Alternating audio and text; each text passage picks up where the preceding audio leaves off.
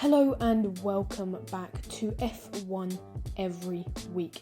And today I'm going to be analysing and reviewing this weekend's Hungarian Grand Prix, round 13 of the 2022 Formula One World Championship. The Hungaroring has been a staple on the Formula One calendar since 1986, with a very similar track layout throughout the Grand Prix's storied history.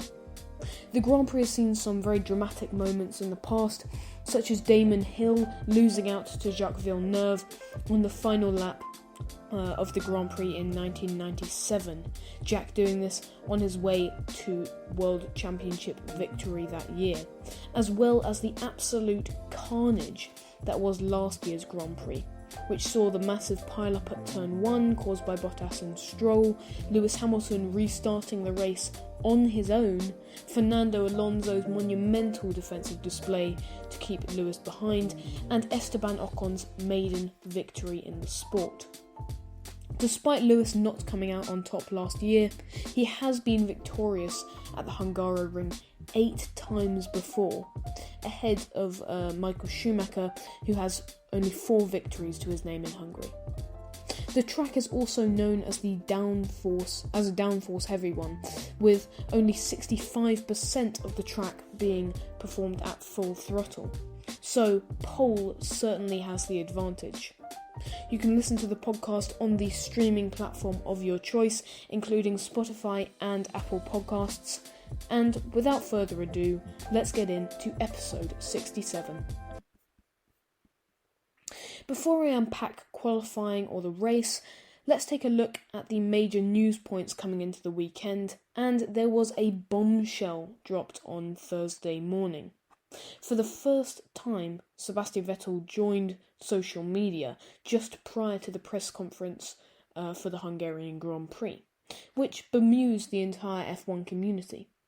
However, the motivations for this late embrace of Instagram became clear soon enough, as Seb's brother Fabian posted the somewhat cryptic 2 o'clock, as well as tagging the newly formulated profile. And sadly, the rumours which had been circulating since Sebastian's uncharacteristically poor 2020 season in the Ferrari came true, as the German made the announcement that he would retire from the sport at the end of the 2022 season. Seb said that he wished to spend more time with his family, as well as using his retirement to focus more of his energy into making the world a better place. And as we know, Sebastian has been an avid activist and advocate for causes such as anti-climate change causes and pro-equality causes such as BLM. So it's no doubt that Seb will still have an impact on society in general, as well as the sport itself, after his retirement. But thinking about his Formula One career, it has been monumental. 53 victories, 122 podiums, 889 races so far, the youngest Formula One champion ever, and the youngest winner in Formula One until Max Verstappen claimed that title at the 2016 Spanish Grand Prix. And of course, those phenomenal 4 World Championships. The emotion of the Du bist Weltmeister still reverberates today. And I was practically inconsolable at the news, as well as everyone within the Formula One community. But what this shock of an announcement does do is promote some serious conspiracy theories as to who will replace the veteran driver for the 2023 season. Now, first off is the driver who has been most commonly dubbed to take the seat for 2023, Mick Schumacher. The German has had some highlight weekends as of late, such as his first points in Great Britain and the P6 in Austria, but has struggled this year in comparison to his teammate Kevin Magnussen, having been involved in a number of very expensive shunts, such as in Quali and in Saudi Arabia and Monaco. So this change may be a positive one.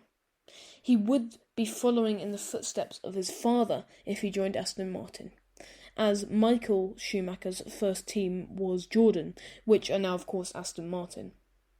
However, this year, Aston is looking a far less desirable team to be part of than Haas, so Mick may be unwilling to relinquish his seat. Another driver who may be eyeing up the seat for 2023 is Nick de Vries. Nick has had a very difficult career so far, having won Formula 2 back in 2019, but missing out on a Williams seat thanks to Nicholas Latifi, and spending the last 3 seasons as a Mercedes test driver. He has been linked to Williams this year as a customer team of Mercedes alongside Oscar Piastri, after Nick took part in an F1 free practice session last weekend in France. So now, with yet another Mercedes-powered seat opening up, this could be the opportunity to finally make it into Formula 1. The same, of course, applies to Oscar Piastri, as Alpine will be looking for pretty much anywhere for the Aussie to race next year, be that Williams, Aston Martin, McLaren, or Alpine itself. And let's not forget that Fernando Alonso is not confirmed for next year either. Okay, so I recorded this episode just after the Grand Prix on Sunday, and I just wanted to make some slight inputs on Monday as to the news that has pretty much just broken into Formula 1, that Fernando Alonso has signed for Aston Martin. This was a massive shock. I mean, I personally didn't suspect it at all. I don't really understand it, to be honest. It's, Fernando has been at Alpine. He was at Alpine last season. He's going to be at Alpine for the rest of this season. And Alpine are in contention for 4th place in the Constructors' Championship. They're in a battle with McLaren, while Aston Martin are usually only really, if they're scoring at all, they're only in the sort of 8th to 10th region at most. So, I mean, the move is really bemusing. I'm going to do an episode on the Fernando move in detail in a couple of days, but I just thought I would make a quick input here just to save myself the blushes later on. Anyway, back to the episode. I think that the final plausible option is probably Nico Hülkenberg, who replaced Vettel for the first 2 races of the season and beat Aston Martin teammate Lance Stroll on both of those occasions. Some hopefuls were suggesting that if Mick were to join Aston Martin, Callum would finally make it into Formula 1, but these rumours were swiftly debunked, as Callum re-signed with the Juncos Racing IndyCar team, and so his the possibility of him making it to Formula 1 are seemingly, for yet another season, off the table. Next on to Haas, who took their very first major upgrade in some time, with new rear suspension, a new engine cover, and a completely revised floor design, which have led to Haas being dubbed the White Ferrari. I was personally humming Frank Ocean all weekend. Only Kevin Magnussen took the upgrades this weekend and described himself as a little anxious about these upgrades, and has seemed off the pace at the start of the weekend as well, with 16th and 17th in both of the Friday sessions. Magnussen only coming out marginally on top of his teammate Mick Schumacher. This upgrade may see a similar fate to that of the Aston Martin changes made at the Spanish Grand Prix this year, which earned the car the moniker of the Green Red Bull. Now, despite Red Bull's form continuing to rise, Aston Martin's has hardly changed since the introduction of this upgrade. So, this update from Haas may be nothing more than a knockoff, as could be attested looking at the free practice form at the start of the weekend. Moving on to Aston Martin themselves, and a new, or rather old, innovation has sparked mass controversy among the other teams. Aston Martin have brought with them to the Hungarian Grand Prix a new rear wing, which is very much akin to the style of rear wing that was employed in the previous generations of Formula 1. Now, despite being perfectly legal, the rear wing creates far more dirty air than was theorised in the 2022 regulation shift, and in many ways goes against the spirit of the new regs, creating less close racing than before. So due to this, and the uproar from the other teams, the rear wing may well be banned by the FIA. But the fact that such a loophole as this is being employed shows the desperate measures some will go to dragging Formula 1 back into the previous generation in order to make a tactical gain. And it was clear that the new rear wing had led to some performance improvement, as Aston Martin were embedded right into the midfield in the FP1 and FP2 sessions. The retiring Sebastian Vettel taking 7th in the second practice session on Friday, as well as taking 9th in a very damp FP3, despite spinning into the barriers at turn 10. Next onto Mercedes, who were really suffering in the 3 practice sessions. George Russell complaining about bottoming out at turn 1 in both of the Friday sessions, and Lewis Hamilton locking up at turn 11, as well as going wide at turn 4 in FP2. But the third session of the weekend was especially disappointing, as neither Lewis Hamilton nor George Russell could effectively warm up the intermediate or wet tyres, and had severe difficulties in finding pace. Thankfully, qualifying was a less wet affair, as the clouds had passed overhead by the time Q1 began.